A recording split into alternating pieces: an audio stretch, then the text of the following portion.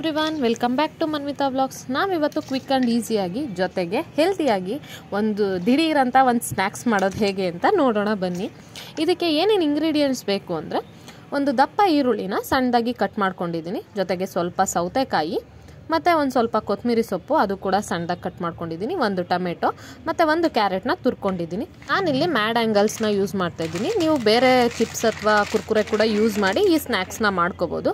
ನಾನಿಲ್ಲಿ ಪರ್ಟಿಕ್ಯುಲರ್ಲಿ ಇದೇ mad angles ಏನಕ್ಕೆ ಯೂಸ್ ಮಾಡ್ತಾಯಿದ್ದೀನಿ ಅಂದರೆ, ಇದು ಸ್ವಲ್ಪ ದಪ್ಪ ಇರೋದ್ರಿಂದ ನೀವು ಎಲ್ಲ ಹಾಕಿ ಮಿಕ್ಸ್ ಮಾಡಿದ್ರೂ ಕೂಡ ತುಂಬ ಟೈಮ್ವರೆಗೂ ಕ್ರಂಚಿಯಾಗಿರುತ್ತೆ. ಸೊ ಅದಕ್ಕೆ ನಾನು ಮ್ಯಾಡ್ ಆ್ಯಂಗಲ್ಸ್ನ ಯೂಸ್ ಮಾಡ್ತಾಯಿದ್ದೀನಿ. ಜೊತೆಗೆ ಈ ಮ್ಯಾಡ್ ಆ್ಯಂಗಲ್ಸ್ನ ಸ್ವಲ್ಪ ಸಣ್ಣದಾಗಿ ಪೀಸ್ ಮಾಡ್ಕೋಬೇಕು. ಇದಕ್ಕೆ ಇವಾಗ ನಾವು ಕಟ್ ಮಾಡಿ ಇಟ್ಕೊಂಡಿರೋ ಸೌತೆಕಾಯಿ, ಈರುಳ್ಳಿ, ಟೊಮೆಟೊ, ಕೊತ್ತಂಬರಿ ಸೊಪ್ಪು ಮತ್ತು ತುರಿದಿರೋ ಕ್ಯಾರೆಟ್ ಹಾಕಿ ಮಿಕ್ಸ್ ಮಾಡ್ಕೋಬೋದು. ನೀವು ಇದಕ್ಕೆ ಬೇಕು ಅಂದರೆ ಸ್ವೀಟ್ ಕಾರ್ನ್ ಕೂಡ ಯೂಸ್ ಮಾಡ್ಕೋಬೋದು, ಅದು ಕೂಡ ಟೇಸ್ಟ್ ಚೆನ್ನಾಗಿರುತ್ತೆ. ಇದು ನೀವು ಡಯಟ್ ಮಾಡ್ತಾ ಇದ್ದೀರಾ ಅಂದರೆ ನೀವು ಕೂಡ ತಿನ್ಬೋದು, ಜೊತೆಗೆ ಬ್ಯಾಚುಲರ್ಸ್ ಅಂತೂ ಆರಾಮ್ಸೆ ಮಾಡ್ಕೋಬೋದು. ನಾನು ಇವಾಗ ಇದಕ್ಕೆ ಸೀಕ್ರೆಟ್ ಇಂಗ್ರೀಡಿಯೆಂಟ್ಸ್ ಅಂದರೆ ಇದೇ ಚಾಟ್ ಮಸಾಲ.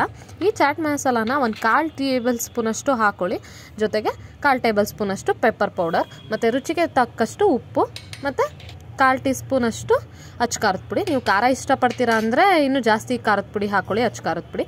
ಜೊತೆಗೆ 1 ಟೇಬಲ್ ಸ್ಪೂನಷ್ಟು ಆಯಿಲು, ಅಂದರೆ ಮನೇಲಿ ನೀವು ಯಾವುದು ಯೂಸ್ ಮಾಡ್ತೀರೋ ಆಯಿಲು ಅದನ್ನೇ ಕೂಡ ಯೂಸ್ ಮಾಡ್ಬೋದು. ನೋಡಿ, ಈಸಿಯಾಗಿ ಹೆಲ್ದಿಯಾಗಿ ಸ್ನ್ಯಾಕ್ಸ್ ರೆಡಿ ಆಯಿತು. ನೀವು ಕೂಡ ಇದನ್ನು ಟ್ರೈ ಮಾಡಿ ಹೇಗಿತ್ತು ಅಂತ ನನಗೆ ಕಮೆಂಟ್ ಮೂಲಕ ತಿಳಿಸಿ. ಜೊತೆಗೆ ಇದಕ್ಕೆ ಏನು ನೇಮ್ ಇಡ್ಬೋದು ಅಂತ ಸಜೆಸ್ಟ್ ಮಾಡಿ ಕಮೆಂಟ್ ಮೂಲಕ. ಯಾರ ನೇಮ್ ತುಂಬ ಸೂಟಬಲ್ ಅನಿಸುತ್ತೋ ಆ ನೇಮ್ನ ನಾನು ನನ್ನ ಥಂಬ್ನೇಲಲ್ಲಿ ಹಾಕ್ತೀನಿ. ವಿಡಿಯೋ ಇಷ್ಟ ಆಗಿದ್ರೆ ವಿಡಿಯೋನ ಲೈಕ್ ಮಾಡಿ, ಶೇರ್ ಮಾಡಿ. ಇದೇ ರೀತಿ ಹೆಚ್ಚಿನ ವಿಡಿಯೋಗಳಿಗಾಗಿ ಮನ್ವಿತಾ ವ್ಲಾಗ್ಸ್ನ ಸಬ್ಸ್ಕ್ರೈಬ್ ಮಾಡಿ. Thank you.